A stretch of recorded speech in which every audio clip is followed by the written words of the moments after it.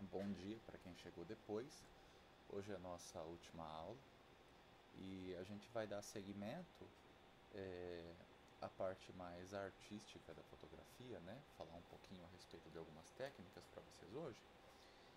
Na aula passada nós vimos algumas coisas a respeito de composição fotográfica, né? E inclusive vou puxar a orelha de vocês porque eu tive poucas respostas até agora no questionário que eu fiz. Então, eu sei que a gente está em final de semestre, está bem corrido para todo mundo, mas eu vou eu vou aguardar até semana que vem, tá? Até domingo vocês podem responder e aí eu dou um feedback para vocês a respeito das respostas, né? Que vocês colocarem lá. Mas é interessante para vocês estarem treinando, revendo alguns conceitos que a gente viu durante o curso. Hoje eu trouxe para falar para vocês, deixa eu até compartilhar a minha tela aqui já. Maravilha, Angel.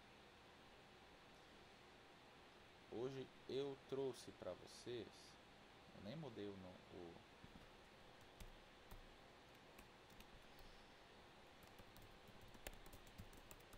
tinha nem mudado aqui o nome da apresentação, mas eu trouxe para falar para vocês algumas técnicas de exposição criativa, né? Na primeira aula nós falamos um pouquinho sobre conceitos de imagem, falamos de lentes, na segunda aula nós falamos de lentes e da câmera, para aí na terceira aula a gente ter condição de falar um pouquinho. Olha lá, tem coisa da aula passada ainda. Para a gente falar um pouquinho a respeito de exposição e composição na terceira aula, né? E aí agora eu vou falar para vocês a respeito de algumas aplicações técnicas do que a gente viu nessas aulas, trazendo para vocês alguns exemplos de uso criativo da exposição, né? De cenários onde a gente pode aplicar criativamente aquelas técnicas que a gente viu anteriormente. Eu vou falar um pouquinho a respeito dessas técnicas. E aí sintam-se à vontade, a aula de hoje ela é uma aula mais livre, assim. Então sintam-se à vontade, caso surgir alguma dúvida, tiver alguma curiosidade a respeito do tipo de foto que eu estou falando, quiser que explique algum ponto específico, podem ficar à vontade para perguntar, tá? Eu estou olhando o chat aqui também, e aí eu respondo entre mais detalhes se aparecer alguma coisa nesse sentido, tá? Então a primeira coisa que eu quero trazer para vocês aqui é a fotografia de alta velocidade, né? Essas são fotografias realizadas com um obturador muito rápido, né? Da ordem aí de 1/8000 de segundo, 1/4000 de segundo. Quando é realizado com equipamento especializado, às vezes vai além disso, né? 1/10.000 AVO de segundo, 1/20.000 AVO de segundo, que são aquelas câmeras especiais para fotografia em slow motion ou para filmagem em slow motion. E essas fotografias elas geralmente são realizadas com o diafragma mais fechado para manter tudo em foco. E aí a gente acaba tendo uma grande dificuldade, né? Porque eu já estou fotografando com um obturador extremamente rápido e eu ainda preciso usar um diafragma fechado. Então, nesse tipo de fotografia, a luz é muito importante. Geralmente, essas fotos são realizadas com fontes de luz muito fortes iluminando o assunto, para permitir que a gente faça essa captura extremamente rápida e ao mesmo tempo a gente tenha uma luminosidade aceitável, né? Na fotografia, que a gente tenha a foto numa claridade, numa situação de brilho confortável. Depende, Angel, porque o flash ele tem uma limitação de sincronização com a câmera, né? Os flashes geralmente eles vão sincronizar até 1/200 de segundo, 1/250 de segundo, né? Então a eletrônica do flash não é rápida o suficiente para fazer esse disparo numa velocidade superior a 1/250 avos de segundo. Então nesse tipo de situação, geralmente a iluminação é com luz contínua, né? O usa-se um LED muito forte, usa-se alguma fonte de luz realmente contínua, muito intensa, iluminando o assunto durante todo o tempo, né, desde antes da captura, para que na hora da captura a luz já esteja lá. Nesses casos extremos, o flash ele não consegue ajudar porque ele não é rápido o suficiente a eletrônica dele para perceber que a foto está sendo batida e disparar. Uma outra coisa que ajuda nesses casos é o chamado dropper, né? No caso de fotografias, por exemplo, de gotas caindo em líquido. Esse dropper, o que ele é? Ele é um dispositivo mesmo que tem uma mangueira, tem uma bombinha d'água, tem uma mangueira, e aí esse dispositivo ele sincroniza tanto a caída da gota quanto o disparo da câmera. Então você consegue programar ele, por exemplo, a gota está a 50 centímetros da superfície do líquido, eu sei qual que é, ele vai calcular essa distância, quanto tempo essa gota demora para cair, e aí ele solta a gota e no momento exato ele dispara a câmera, né? Então muitas vezes são utilizados outros aparelhos que fazem essa sincronia entre a câmera e o momento em que, por exemplo, a gota atinge a água. Em outros casos, como a fotografia da carta aqui, na maioria das vezes é obtido por meio de filmagem, não é obtido por meio de fotografia, né? Então você pega uma câmera que tem capacidade de filmagem em slow motion, filma todo esse momento em que a ação acontece, e aí depois você seleciona só aquele quadro que acha mais interessante. Porque no caso de uma bala atravessando a carta, por exemplo, é extremamente difícil sincronizar, né? A velocidade é muito alta, então você precisa já começar a capturar desde antes para aí depois você capturar só aquele frame, para você selecionar só aquele frame que é interessante. No caso aqui do limão, não é um dropper que faz, né? Mas aí você pode ter outros dispositivos também, tanto um dispositivo que solte o limão e calcule esse tempo que ele vai demorar para atingir o líquido e comece a fotografar, quanto um sensor, muitas vezes, por exemplo, um sensor laser, que vai ficar bem ali na superfície da água, então a hora que ele detecta que alguma coisa passou na frente dele, ele dispara a câmera, né? Então na fotografia de alta velocidade, esses casos extremos, a gente geralmente vai contar com o auxílio de outros dispositivos para fazer essa sincronia, porque fazer o disparo humano, no caso do limão, por exemplo, é até possível, né? Você solta o limão e aí você já começa a disparar a câmera, coloca ela no modo de disparo contínuo, e aí você vai pegar vários quadros, e pode ser que você pegue um dos quadros que seja interessante, senão você refaz, né, a tentativa. E aí aqui no caso desse limão, por exemplo, que você vai precisar de uma fonte de luz realmente bem forte em cima dele para ter luz suficiente para fazer a captura. Mas em outros casos mais extremos a gente vai precisar ou de um equipamento especializado ou de algum equipamento que auxilie a fazer essa sincronia. E aí uma outra técnica de uso criativo dos conceitos de exposição é aplicada na astrofotografia, né? A astrofotografia ela é um ramo muito interessante, é um ramo muito legal, eu gosto bastante da fotografia, né? E dependendo do que você quiser fazer, você vai usar uma lente mais grande angulado, uma lente normal, uma lente tele, né? Eu trouxe duas fotos aqui, por exemplo, né? Nessa primeira fotografia, onde está capturando a Via Láctea inteira, é evidentemente usado uma lente super grande angular, né? Ultra grande angular, realmente com um campo de visão muito grande. Essa fotografia ela foi depois digitalmente endireitada, né? Ela tem uma distorção na hora que você tira na câmera e no computador depois ela é endireitada para que as linhas retas fiquem retas.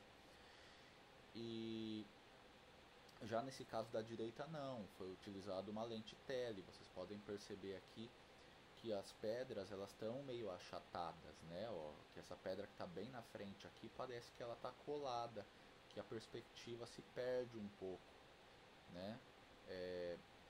Mas justamente por isso deu esse efeito interessante do cara conseguir colocar a câmera numa posição que a orientação das estrelas no fundo, ao girar, criou esses rastros, né?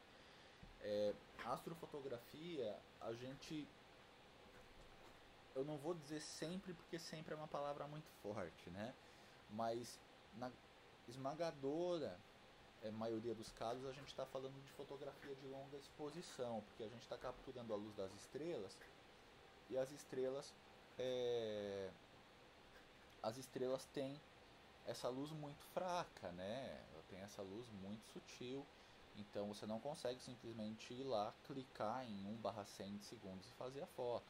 Então a astrografia a gente está falando de exposições aí de 10 segundos, 15 segundos, 20 segundos, 30 segundos, no caso de uma fotografia como essa aqui da esquerda. Opa! E uma exposição aqui nesse caso bem maior já, né? Eu estou falando aí de uma exposição de 1 minuto, 2 minutos, talvez mais por foto. E aqui percebam que o rastro das estrelas ele meio que aparece e some, estão vendo? A estrela se movimenta daqui até aqui, daqui até aqui, daqui até aqui, daqui até aqui. Então esse é um caso possível, não posso afirmar que mas esse é um caso possível de focus stacking ou de image stacking. O que é isso? Você, como é difícil você fazer muitas vezes uma imagem com 20 minutos de exposição, por exemplo, para você capturar todo esse movimento da estrela, que é um movimento lento com relação a gente, né? Mas então você capturar todo esse movimento lento da estrela se movendo pelo céu para deixar o rastro. Como é muito difícil, às vezes, você fazer uma exposição longa assim, 10, 15, 20 minutos, o que muitas vezes é feito são várias exposições menores, de 30 segundos, de 1 minuto, e aí você faz várias fotos em sequência e depois digitalmente essas fotos são empilhadas, né? Chama o tal de stacking. Então essas fotos elas são empilhadas e aí elas são digitalmente mescladas para criar a junção dessas partes, né? Que vai pegar um rastro pequeno aqui, depois o rastro pequeno da outra foto, mais o rastro pequeno da outra foto, e aí vai formar esse todo como se a imagem tivesse sido tirada durante um período bem maior de tempo do que ela realmente foi, né? A imagem final parece ser tirada com uma exposição muito mais longa do que as imagens individuais. E aí, no caso do focus stacking, lógico, eu estou falando aqui de longa exposição, então essas câmeras com certeza estão apoiadas em alguma coisa, um tripé, enfim, tem alguma coisa apoiando essas câmeras aqui para que elas fiquem paradas durante todo o tempo da exposição, né? E aí quando a gente faz o focus stacking, aquilo que está parado continua em foco porque não se movimentou durante a exposição toda, mas aquilo que está em movimento vai deixar ser o rastro, né? E aqui no caso da astrofotografia é bem comum também a gente trabalhar com ISOs bem altos, né? Porque a quantidade de luz é uma quantidade de luz pequena. Para esse tipo de foto da direita, talvez não seja nem tão necessário, porque a exposição é uma exposição bem longa. Mas para essa foto da esquerda aqui, acaba sendo necessário você subir o ISO. Por quê? Porque mesmo você trabalhando na abertura máxima da lente, no caso de uma grande angular, geralmente elas vão até 2.8, que não é uma abertura extremamente grande. Mesmo você trabalhando na abertura máxima da lente, com uma exposição longa, se você quer pegar a estrela fixa no céu, se você não quer pegar rastro, a tua exposição não pode passar muito de 10, 15 segundos, porque senão você já começa a ter um movimento muito sutil da estrela, mas você começa a ter já a estrela borrando. Então você precisa fazer essa exposição acontecer em até uns 15, no máximo uns 20 segundos, com pouca luz, né? E aí a sua única alternativa acaba sendo subir o ISO para conseguir fazer essa foto tendo luz o suficiente para que ela aconteça. E aí, já que a gente está falando de longa exposição, eu trouxe aqui 3 exemplos para vocês de fotografia de longa exposição, né? Como eu já tinha comentado com vocês em outras ocasiões, no caso da fotografia, no caso da fotografia de longa exposição, quando a gente fotografa paisagem, a gente tende a ter essa sensação de suavização de corpos d'água, né? Nuvens, etc. Porque como a água está sempre se mexendo o tempo todo, mas a exposição é uma exposição bem longa, esse movimento da água acaba virando um borrão em cima de borrão, em cima de borrão, e aí a água acaba virando essa superfície que meio que traduz a luminosidade geral que está atingindo as regiões diferentes do corpo da água. E aí aquilo que está parado, evidentemente, fica parado, né? Então, corpos rochosos, troncos de árvore, porque as árvores, por exemplo, se tiver vento, as folhas vão se movimentar e vão borrar. Mas rochas, né, construções e etc. vão aparecer nítidos na foto e aquilo que tiver movimento vai ficar suavizado. Uma outra aplicação desse mesmo conceito é quando você vai fazer fotografia de, de construções. Por exemplo, eu vou lá na catedral e eu quero fazer uma fotografia da catedral, mas eu não quero pegar as pessoas passando na frente da catedral, né? Vamos fazer de conta que não tem os carros na frente da catedral, tá? Vamos fazer de conta que a fachada da catedral está livre. E eu quero fazer uma foto da catedral, mas eu quero fazer uma foto da catedral sem pegar pessoas paradas no meio da minha fotografia, etc. Eu tenho algumas opções. Uma das opções é fazer um stacking, como a gente fez aqui, né? Então eu vou tirar várias fotos com a câmera em cima do tripé, paradinha bonitinha, e aí eu vou ter numa foto uma pessoa aqui, na outra foto outra pessoa ali, e aí depois eu consigo jogar todas essas fotos no Photoshop, empilhar elas, e aí eu uso a informação de uma foto para cobrir a outra, né? Por exemplo, se eu tenho uma pessoa aqui numa foto e a pessoa aqui na outra foto, então eu pego esse pedaço que está livre numa foto e pinto lá para esconder essa pessoa, e da outra foto eu pego esse pedaço aqui que também está limpo porque a pessoa estava aqui, né? E vou usando os pedacinhos limpos de uma foto e de outra para ir escondendo as pessoas. Como a catedral está parada, não vai ter diferença de movimento se a tua câmera estiver paradinha num tripé e você consegue montar essa foto usando várias fotos diferentes para ir pintando e cobrindo, né, as regiões onde eventualmente você tinha algum obstáculo no meio do caminho, até você ter a fachada toda limpa. Uma outra forma de fazer, que é a forma que se usava, por exemplo, em fotografia analógica, é uma foto de longa exposição. Porque se você fizer uma exposição, por exemplo, de 3 minutos lá na catedral, e para isso você vai precisar, lógico, de um filtro ND, né? De um filtro de densidade neutra, que eu acho que eu já mencionei em algumas das aulas, mas esse filtro ele é como se fosse um óculos escuro para a câmera. Então você coloca ele na frente da lente para você limitar bastante a quantidade de luz que vai chegar na lente, porque você quer pouca luz para poder fazer uma exposição bem longa, né? Então você vai usar o filtro ND ali para limitar artificialmente a quantidade de luz que chega na câmera, para você poder aumentar o seu tempo de exposição sem estourar a foto. E aí você vai lá, fecha a sua abertura bastante, bota o filtro ND, aumenta o tempo de exposição. E aí você faz lá uma exposição de 2 minutos na catedral. Como as pessoas estão passando pela catedral andando relativamente rápido, quase não vai aparecer, né? Quase não vai aparecer nem o borrão, porque a luz da pessoa, a luz refletida pela pessoa é muito pouca para realmente marcar a fotografia, quando comparada à luz refletida pela catedral, que vai ficar lá 2 minutos parada refletindo luz para a câmera, né? Então uma das formas, isso a gente vê aqui na verdade, né, ó, um pouco. Você vê que tem o casal se beijando e as pessoas passando aqui, elas já estão virando borrões e elas ficam até meio transparentes, porque lógico, esse pilar que está aqui está parado o tempo todo refletindo luz para a câmera e a pessoa passou aqui, né? Então, durante o tempo de exposição, a quantidade de luz que esse pilar refletiu e que chegou na câmera é muito maior do que a quantidade de luz que essa pessoa refletiu enquanto passava por trás do casal. E aí você levando esse efeito para o extremo, se você tiver uma exposição muito longa, essa quantidade de luz aqui acaba ficando praticamente insignificante. E aí você tem então o apagamento dessa pessoa. Essa pessoa não vai aparecer na fotografia, né? Você vai ter só o que está atrás dela. E aí, essa fotografia aqui eu trouxe porque ela é interessante, porque ela revela algumas coisas pra gente, né? Vejam que há um movimento do casal aqui, vejam que ele não está perfeitamente nítido a cabeça deles aqui, por exemplo, né?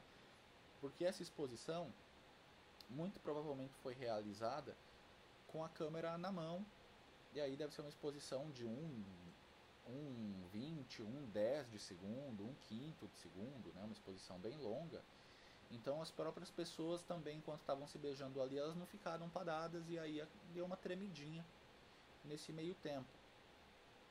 E isso é uma coisa que quem gosta desse tipo de fotografia, eu particularmente trabalho bastante com fotografia de longa exposição, né? É uma técnica que faz bastante parte da minha poética. Mas quem gosta desse tipo de técnica, é muito importante treinar isso, é muito importante treinar a firmeza da mão, treinar a respiração, né? Porque se você vai bater uma foto em 1/10 de segundo, uma foto em 1/5 de segundo, você realmente tem que ter um controle muito grande da tua respiração, da firmeza da câmera, para você não se movimentar, porque qualquer movimento que você fizer, por mínimo que seja, vai gerar uma foto que vai estar tremida, né? Uma outra opção, como foi no caso dessa segunda foto aqui, é colocar essa câmera num tripé ou num apoio, porque aí realmente a câmera vai ficar estática enquanto você está fazendo a captura, e aí o que está parado, como a menina aqui que está paradinha, vai continuar estática, o que estiver em movimento vai continuar em movimento. Angel, o tripé, eu não gosto muito de usar o tripé, mas muitas vezes ele é necessário, né? A gente precisa dele para fazer a fotografia que a gente quer. Uma opção que eu acho muito interessante é o monopé, né?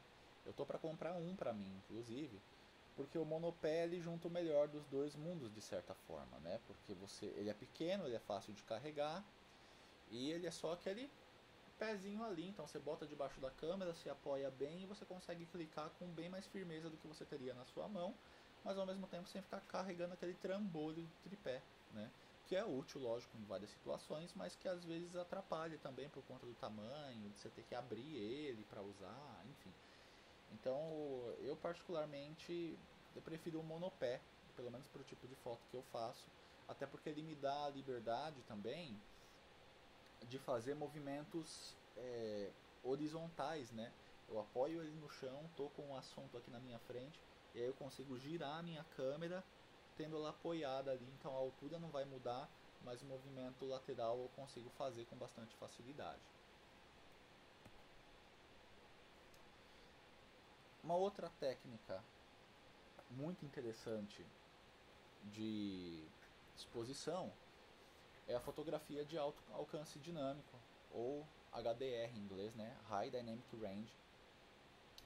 Quando eu falava lá de sensor para vocês e de propriedade de imagens, eu falei de alcance dinâmico, né? Alcance dinâmico é justamente essa capacidade que a câmera tem de, ao mesmo tempo, capturar tons escuros, tons médios e tons claros sem cortar, né?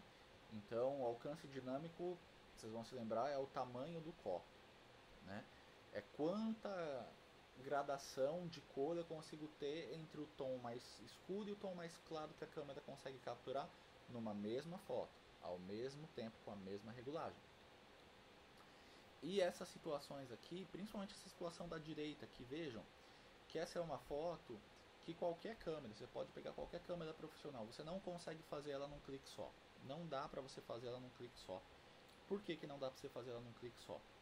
Porque você tem uma luz muito intensa do céu, você tem o sol, que é uma fonte luminosa muito forte, e você tem ao mesmo tempo regiões muito escuras, como a região de baixo do pier, que se você expor a sua foto para captar os detalhes do céu, automaticamente você vai perder completamente os detalhes aqui de baixo, né? Isso aqui vai virar um borrão escuro, o mar vai virar um borrão escuro. Sim, verdade. Se você expõe para o céu aqui, você vai perder os detalhes aqui de baixo. E se você expõe para pegar os detalhes da sombra aqui, o céu vai ficar todo branco, você perde o detalhe da nuvem, né? Então, qual que é a forma que você usa se você quer capturar toda essa gama dinâmica? Você usa mais de uma foto. Então, câmera no tripé, faço uma foto, e a maioria das câmeras, pelo menos as câmeras mais profissionais, elas têm um recurso chamado exposure bracket, né? Eu não sei qual é a tradução desse recurso em português, mas você regula a câmera para ela fazer, geralmente são 3 fotos, bem rapidinhos, 3 fotos na sequência, e cada uma dessas fotos ela vai mexer na tua exposição. Por exemplo, você regula a exposição do meio, e aí você regula a exposição do meio, e aí você entra nesse modo da câmera para ela fazer essas exposições para alcance dinâmico, e aí a câmera vai fazer na sequência a foto na exposição que você selecionou, uma foto bem mais escura, uma foto bem mais clara. Ela vai fazer as 3 fotos, tipo, as 3. E aí você consegue depois pegar essas 3 fotos, jogar num software de edição como o Photoshop, e de novo você vai empilhar essas fotos, né? Você coloca essas 3 fotos uma em cima da outra, e aí você vai lá com um pincelzinho, você vai lá com uma máscara, e você vai mesclando essas fotos para conseguir ter os detalhes das 3 regiões. O Photoshop, em especial, ele tem uma ferramenta de alcance dinâmico que faz isso automaticamente, que pega as 3 fotos que você tirou, analisa as 3 fotos e ele vai entender, essa foto aqui é a foto onde eu tenho a informação da região das sombras, essa foto aqui é a foto que eu tenho a região do céu, essa foto aqui eu tenho mais a região do mar. E aí ele já vai fazer toda essa matemática de juntar essas 3 fotos numa foto só. E aí você consegue controlar certinho os sliders dele para você ter o controle de como ele vai fazer essa junção, né? Mas essas fotografias de alcance dinâmico, elas são feitas de alto alcance dinâmico, elas são feitas dessa forma. Você tira 2, 3, 4, 5 fotos em sequência do mesmo ponto de vista, com a mesma regulagem, com a mesma lente, com a mesma abertura, tudo.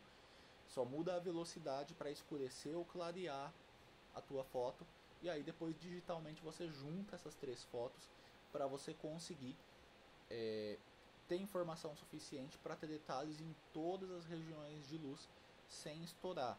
No caso dessa cena interna aqui, vejam que eu estou dentro de um galpão com 2 lâmpadazinhas, deve ter uma porta de garagem aqui, alguma coisa assim, mas que não entra tanta luz.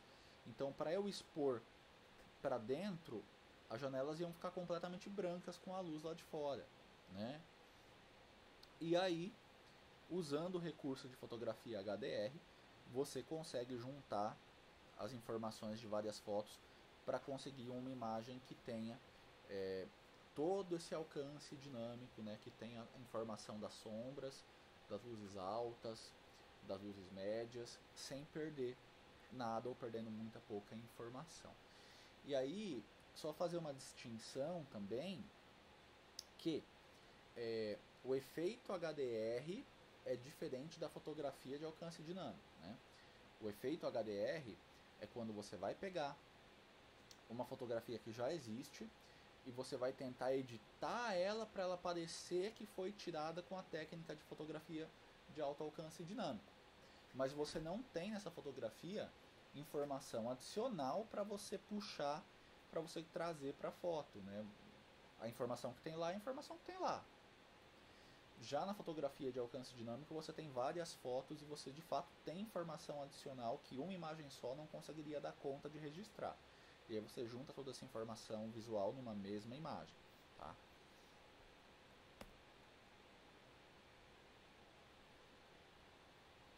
Aí aqui para vocês eu trouxe uma técnica chamada zooming, que é utilizada com lentes, né, como o nome diz, zoom.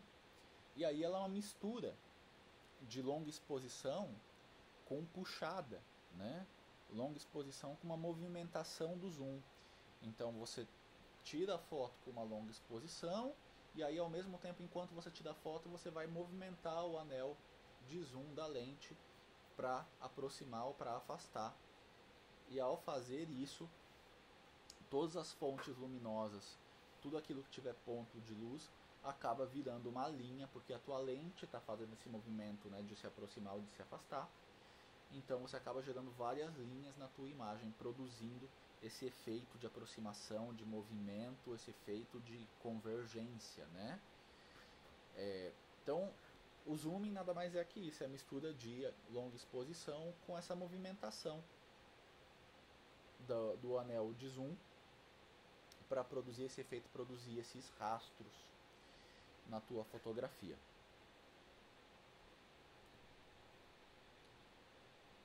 E aí, parecido com o zooming, a gente tem o panning. E o panning ele já é uma técnica um pouco mais complicadinha de fazer, precisa treinar bastante para ter a firmeza da mão. Mas o panning é uma técnica em que você diminui o seu tempo de... aliás, aumenta o seu tempo de exposição, né? Então joga ele lá para 1/20, 1/10, 1/30, 1/4 de segundo, meio segundo. E aí, enquanto você tira a foto, você está movimentando a sua câmera acompanhando o movimento do assunto que você está fotografando, né? Lembrem-se que a câmera sempre vai ter nítido para ela aquilo que está no foco e que está parado em relação a ela. E sempre vai borrar aquilo que está se movimentando em relação a ela. Então, se eu tenho um carro de corrida, por exemplo, passando na minha frente, e aí eu vou acompanhando esse carro está passando aqui, a minha lente está acompanhando ele na mesma... e aí, para usar o termo, a mesma velocidade angular, né, que seria sempre o centro da minha lente está em linha reta com o centro desse objeto, né, então um vai se movimentando, o outro vai se movimentando junto, o carro, teoricamente, está parado com relação à minha lente, né, porque ele está se movimentando e a minha lente está se movimentando junto, então ele está sempre no mesmo lugar dentro da minha imagem. E aí, eu fazendo essa exposição mais longa, o que vai acontecer? Como o carro ou a bicicleta, nesse caso, estão parados com relação ao que a minha lente está vendo, eles vão sair em foco. E tudo aquilo que está no fundo, ou que está na frente, que não está se movimentando exatamente na mesma velocidade que a minha lente e que o assunto que eu escolhi acompanhar, vai deixar um rastro de movimento, né? Então, esse tipo de foto aqui, muitas vezes o pessoal quer fazer ele digitalmente e tal, e pode dar um efeito interessante. Mas a técnica usada na mão para fazer essas fotografias direto da câmera é essa técnica chamada panning, né? Que aí você faz esse movimento de acompanhar com a exposição mais longa para você gerar esse movimento de rastro daquilo que está no fundo ou que está na frente do seu assunto. E aí, nesse caso do panning, entra aquele acessório que eu acabei de falar, que é o monopé. Como o monopé apoia a tua câmera no chão, né, ele é uma barra, né, que você coloca embaixo da sua câmera, você consegue, com ela apoiada, ficar muito mais livre para fazer com firmeza esse movimento de girar a tua câmera, né? Se você for fazer o panning sem ter um monopé, o que eu aconselho vocês, e aí até uma dica que eu podia ter dado antes, mas eu esqueci, mas eu vou dar agora para vocês. Uma coisa que eu aconselho vocês é que sempre que você estiver acompanhando um assunto com a tua câmera, se estiver acompanhando um movimento, não acompanhe esse movimento com a mão, não acompanhe esse movimento com os teus braços, com os teus ombros. Por quê? Porque essa musculatura não é uma musculatura tão forte, não é uma musculatura tão estável. O ideal é você travar a câmera no teu rosto, usar a força do teu braço e dos teus ombros para manter a tua câmera estável, travada no teu rosto, e você usar as suas costas, uma combinação, né, de costas e mais ombros, que são grupos musculares grandes, que te ajudam a fazer esse movimento de giro, esse movimento lateral, com bastante estabilidade, porque são músculos bem fortes, então que tendem a não tremer, tendem a não oscilar, né? Então é muito mais fácil do que eu fazer assim, eu apoiar aqui e eu girar meu corpo para acompanhar esse assunto com bastante estabilidade, vai ajudar bastante a fazer esse tipo de fotografia. Uma outra técnica de exposição criativa é o light painting, né? De novo, a gente trabalha com longa exposição, e aí a ideia é a gente ter partes da imagem, pode ser que estáticas ou não, né? Você pode não ter nada estático na imagem, mas geralmente você vai ter alguma coisa estática na imagem, e aí você vai usar alguma fonte luminosa num tempo de exposição bem longo, tipo 10 segundos, 15 segundos, 20 segundos, 1 minuto. Você vai usar alguma fonte luminosa e você vai passear com essa fonte luminosa pela tua fotografia. E aí essa fonte luminosa vai deixar os rastros, vai virar uma espécie de pincel que você pode usar para construir formas, para ressaltar elementos, etc. Né? Aqui no meio a gente tem uma fotografia de um fotógrafo chamado Eric Paré, um fotógrafo francês, que é especializado em light painting. E ele faz essas fotos lindas, né, de modelos, de meninas. E aí ele mistura o light painting com essa fotografia com essa luz de final de tarde, usa superfícies que tem reflexo para dar todo esse ar lírico nas fotos dele, né? É uma fotografia bem interessante. E aqui a gente tem uma outra fotografia usada a famosa esponja de aço, né? Então você pega uma esponjinha de aço, você bota fogo na esponjinha de aço, você começa a girar, chacoalhar ela, e aí ela vai soltando essas partículas de ferro incandescente que vão brilhando conforme incandescem, né? E aí vão formando esses rastros, essas gotas de luz, alguma coisa nesse sentido, né? Então um negócio que o pessoal faz bastante quando mexe com light painting é usar a esponjinha de aço amarrada em alguma coisa e girar às vezes, enfim, fazer uma série de estripulias. Eu vou passar aqui, mas depois eu vou mostrar um dispositivo para vocês, que é bem interessante, que o pessoal usa para fazer light painting.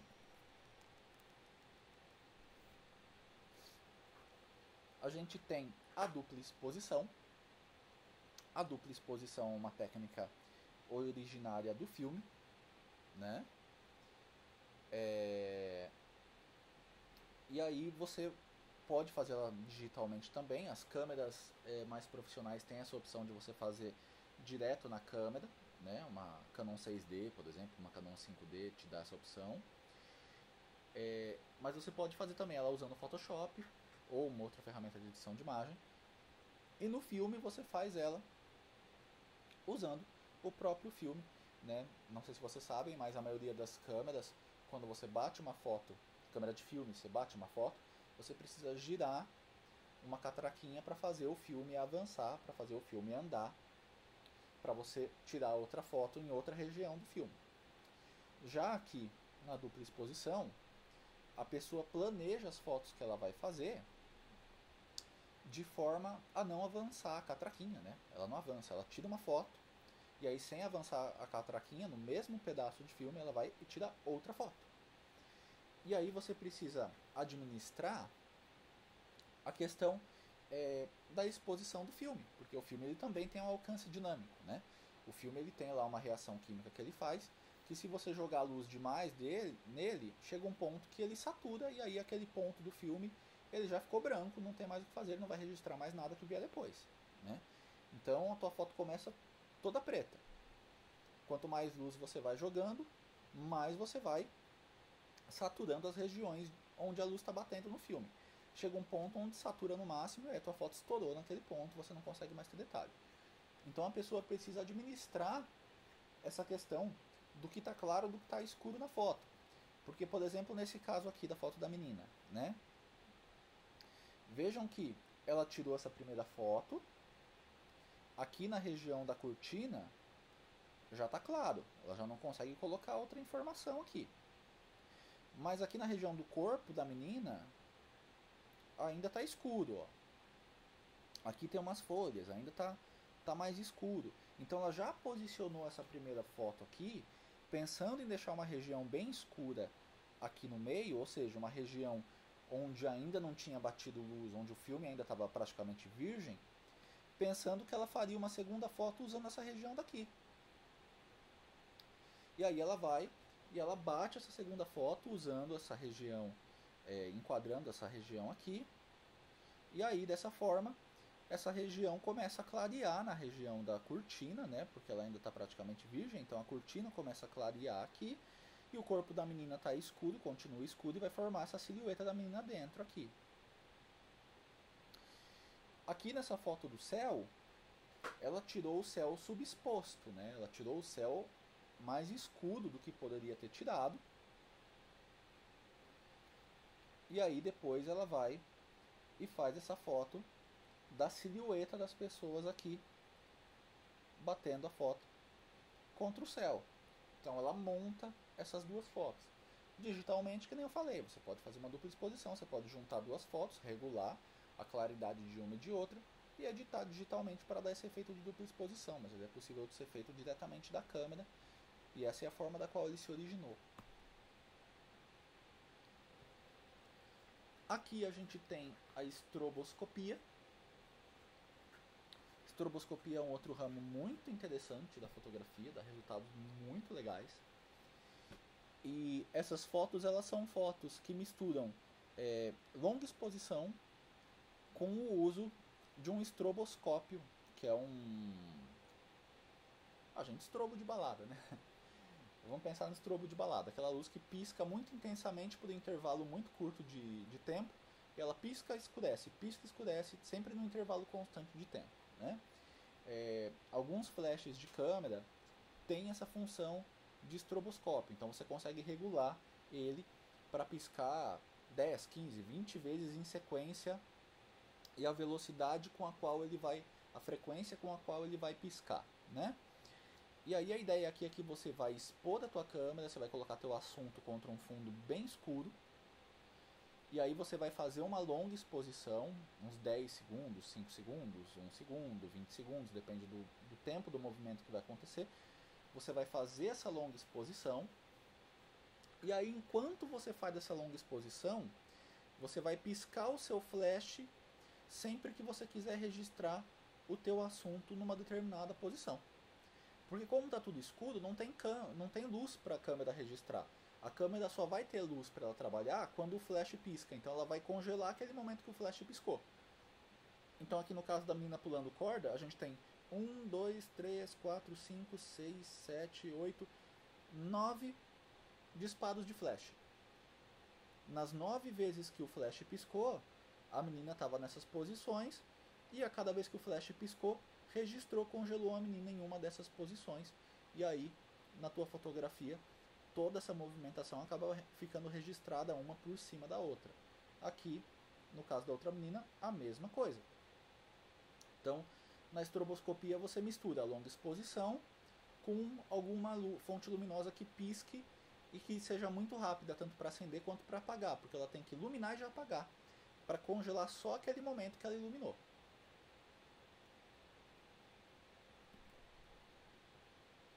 E por último,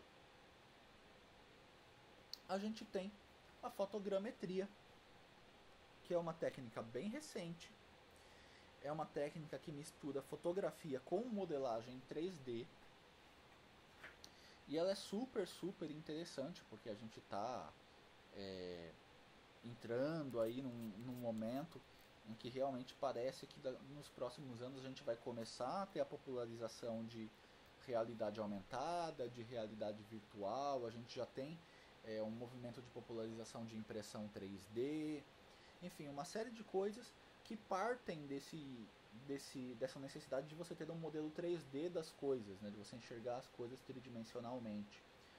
E a fotogrametria é uma técnica que vai usar várias fotos, como vocês podem ver aqui no lado direito, vai usar diversas fotos do mesmo assunto, de diversos ângulos, e aí vai jogar essas fotos no computador, e o computador ele consegue identificar as regiões dessas fotos vizinhas.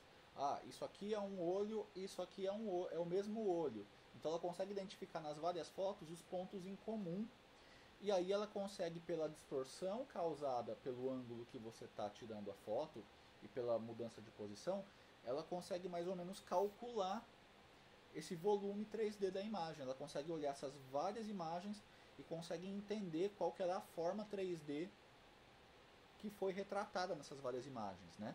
e ela constrói para você um modelo 3D daquilo que você fotografou. Aqui a gente tem um rig de fotogrametria, né? Tem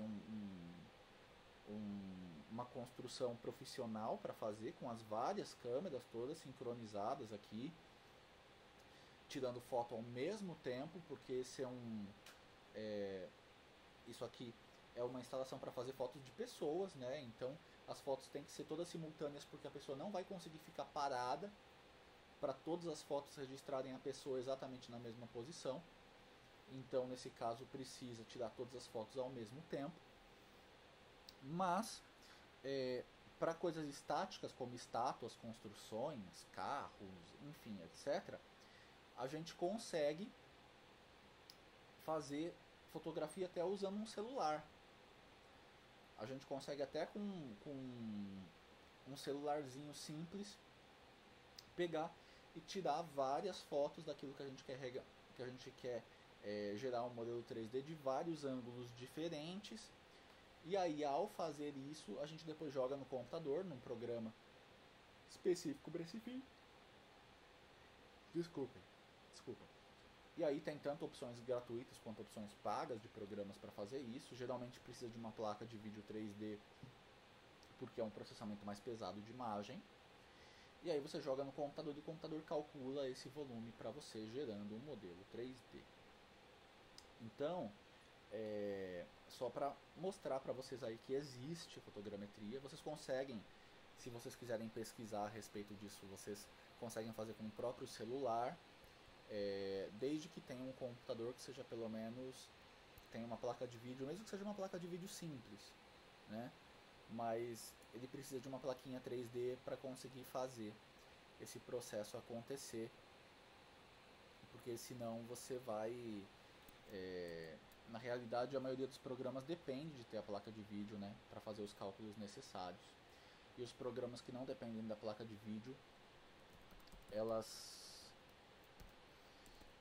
eles acabam demorando bastante, mas é possível fazer também, é só você ter paciência para deixar o programa processar as imagens.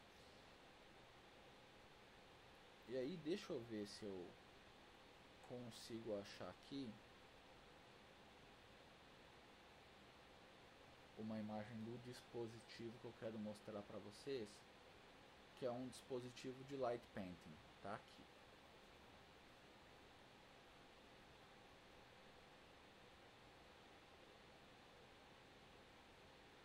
Olha só que interessante.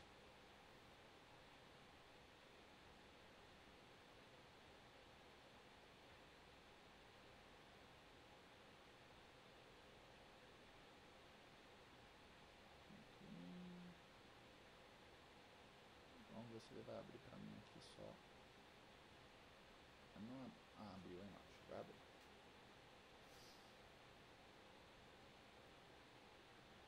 Olha só que legal esse aparelho, né? Ele é um aparelho usado para light painting. Ele é uma barra de LED.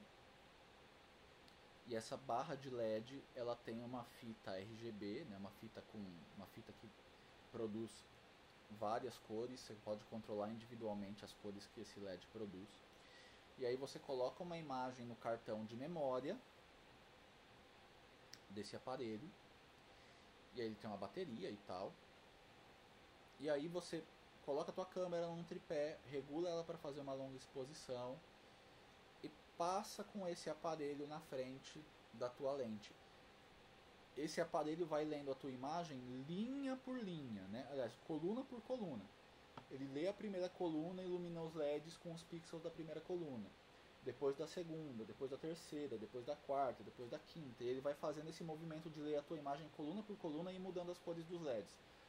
Como você está arrastando ele na frente da câmera, ele vai acabar gerando a imagem que você tem no seu cartãozinho SD, porque os pixels vão mudando de cor para formar essa imagem como se ela estivesse flutuando no ar. Então é um aparelho muito legal para usar para fazer light painting. Eu tenho um do original dele, que eu comprei faz alguns anos. E aí você consegue fazer todo tipo de efeito com ele, né? Ele serve tanto para formar imagens como você pode fazer esse tipo de imagem aqui, né? Você programa ele para ele ir mudando de cor, e aí você vai arrastando e fazendo movimentos com ele, e ele vai, a tua câmera vai registrando como se fossem esses lençóis de luz aqui, né, dentro da tua imagem. É realmente um aparelho muito legal, muito interessante, que abre muitas possibilidades para quem gosta de light painting. E depois que eu comprei ele, agora em 2020, ano passado, eu comecei a programar em Arduino, e aí eu construí um para mim. Eu fiz um, né, para mim mesmo, usando uma fita LED, usando o Arduino, usando como bateria um daqueles power bank de celular, e ele funciona do mesmo jeitinho, né? É um aparelho que ele deu trabalho para construir, mas que ele não sai tão caro, né? É o custo de alumínio, uma fita LED, assim, é um aparelho que de material uns 200, 300 reais você pega o material todo que você precisa para montar esse aparelho, e aí você consegue montar e usar ele. Então eu trouxe para vocês saberem que existe, é bem interessante. E para quem gostar de colocar a mão na massa aí e não tiver medo de mexer um pouquinho com programação, com eletrônica, ele é bem legal, dá para construir e você pode ter resultados bem interessantes com ele. E aí, deixa eu ver se eu acho no meu computador aqui.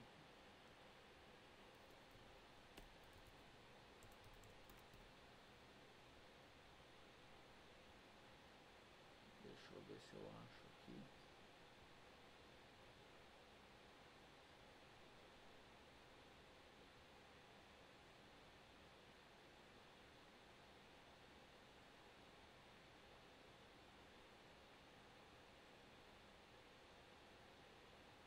Eu acho que eu não vou ter o modelo.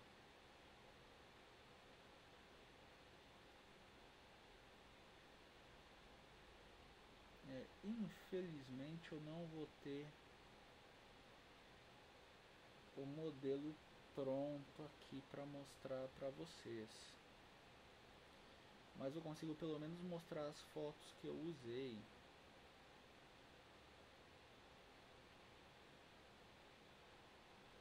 Tentar aumentar o tamanho da prévia aqui.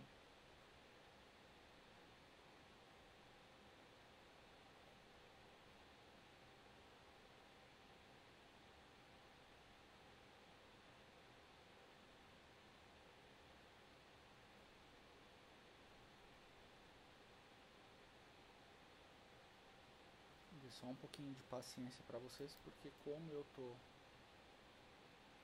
fazendo a gravação de tela, meu computador ele fica bem lentinho, coitado. Ele não dá conta de gravar a tela e funcionar rapidinho ao mesmo tempo.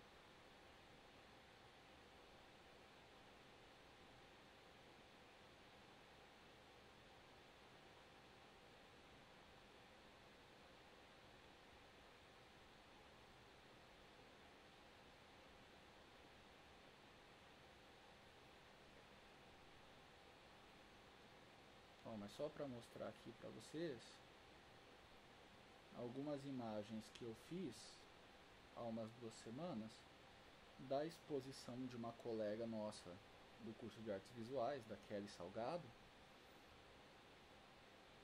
com o intuito de gerar um modelo 3D dessa obra dela. E aí essas fotos foram feitas com um celular mesmo. Eu fui andando em volta da mesa com as peças colocadas, capturando de vários ângulos diferentes.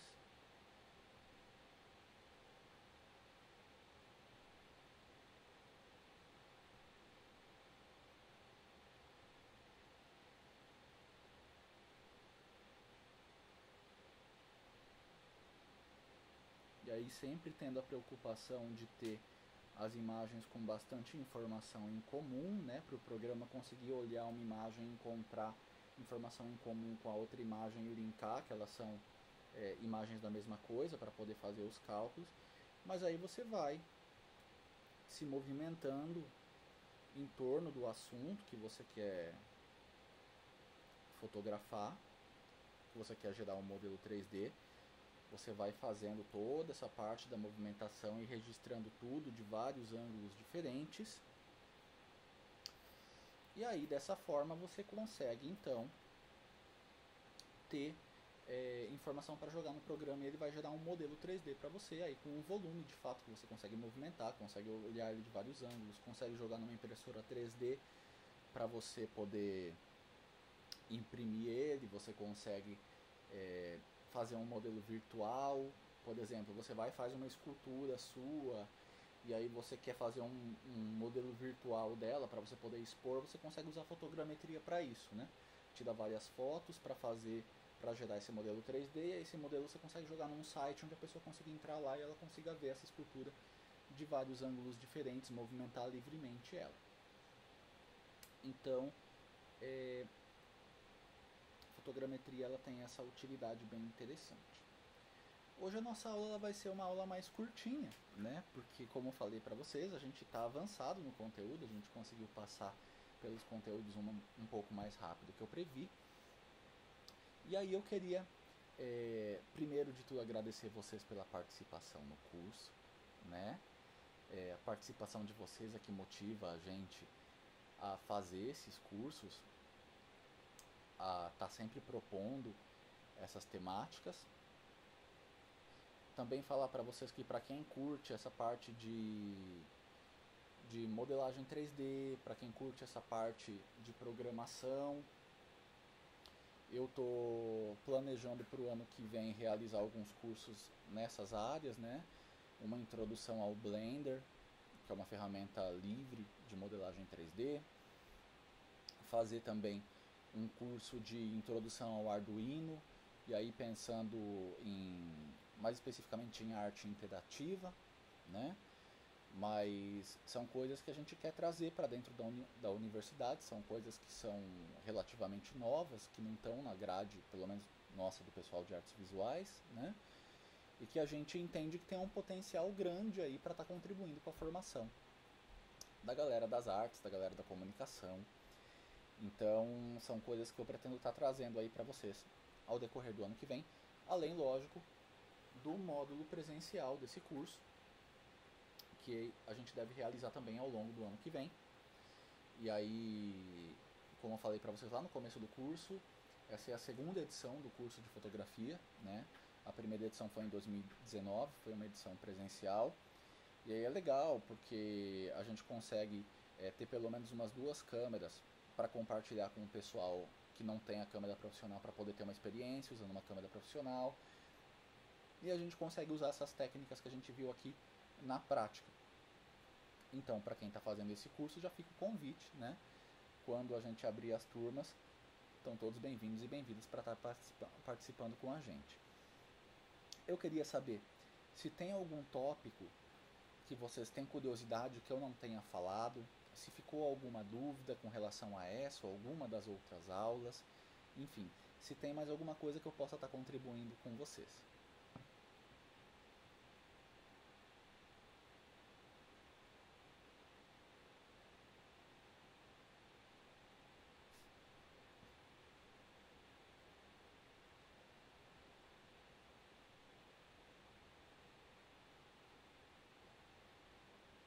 Por que, Mariana? Não entendi.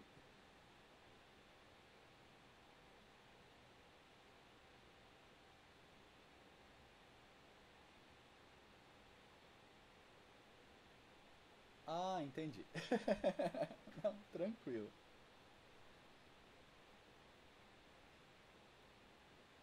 Ah, legal, pessoal. O feedback de vocês é muito interessante, tá? Obrigado, eu fico feliz.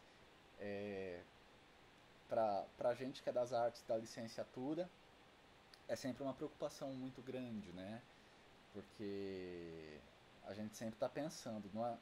O que interessa na realidade desses cursos não é aquilo que eu falo, mas é aquilo que vocês entendem, né? Porque aquilo que eu estou passando para vocês eu já aprendi. Então, a medida da gente realmente não é o conteúdo que eu passei, mas o conteúdo que vocês conseguirem fixar. Que afinal de contas é esse todo o propósito do que a gente está fazendo aqui, né? eu fico à disposição de vocês também, tá? Tanto no grupo quanto no particular, se surgir alguma coisa, não só agora, mas a qualquer momento vocês têm meu contato, né? Então surgiu alguma dúvida, às vezes, eu vou comprar uma câmera, estou em dúvida qual modelo pegar, ou estou pensando em explorar mais. Ângelo. Então, né? Dá inclusive pra gente pensar em alguma coisa junto, né? Pra tentar trazer essa parte da fotografia fine art que você faz e faz muito bem, trazer pro pessoal também, porque eu acho que é bem interessante, né? Às vezes fazer uma extensão do curso de Photoshop, do curso de introdução, puxando para essa linha do fine art, enfim, vamos pensando coisas aí. E é mais uma coisa também que eu estou aberto, ideias que vocês tiverem, tá? Então, fiquem à disposição para mim, aliás, desculpa, eu fico à disposição para vocês me chamarem, fiquem à vontade, tá? Surgiu alguma dúvida, teve alguma ideia que não sabe exatamente como fazer, quer uma ajuda, quer um conselho, alguma coisa nesse sentido, fiquem à vontade para me chamar. E agradecendo de novo vocês pela participação no curso. Eu queria pedir para vocês abrirem as câmeras para a gente poder fazer aquela selfie final do curso, né? Que como todo bom curso de extensão, depois a gente apresenta os resultados desse curso para a UEM, né? Essa é uma outra parte muito importante do que a gente faz aqui, porque querendo ou não, eu sou bolsista da extensão, então também é muito importante que a gente apresente esse resultado de novo no evento que tem todo ano para a UEM, e também essa preocupação, né, de que como bolsista realmente a gente esteja apresentando sempre tópicos que são relevantes para vocês, que façam a diferença para as pessoas que estão participando aqui no curso. Então uma outra coisa também que eu fico completamente aberto e que eu peço até para vocês tive alguma ideia, alguma coisa, pessoal das artes visuais, por exemplo, pessoal das comunicações também, já que a gente tem várias coisas que são correlatas, né, que são vizinhas ali. César, eu tô sentindo que tal coisa aqui, nessa área meio de arte e tecnologia, tá faltando no curso, é interessante, eu acho que poderia ser abordada, mas a gente não tem na grade. Me dá um toque, conversa comigo que tiver dentro das minhas possibilidades, a gente tenta formular algum curso, uma palestra, alguma coisa para trazer e para expandir as possibilidades do pessoal que está participando da universidade, né? Querendo ou não, a universidade pública é a gente que constrói também, tá? Então eu vou pedir para vocês abrirem as câmeras só para a gente fazer aquela selfiezinha final e aí nós fechamos.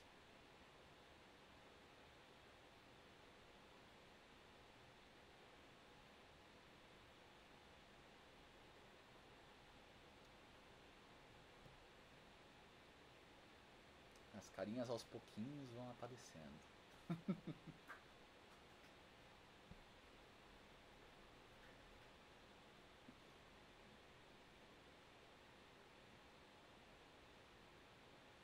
Vamos lá, gente. Mais alguém? Eu preciso de 2 janelinhas abertas para fechar a tela cheia aqui.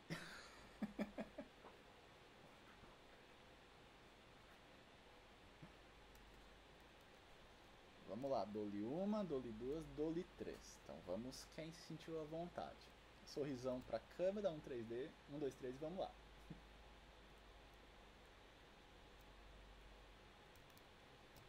Fechou, pessoal. Muito obrigado. Mais uma vez estou à disposição. E qualquer coisa, estamos aí. Beleza? Até mais para vocês e tchau, tchau.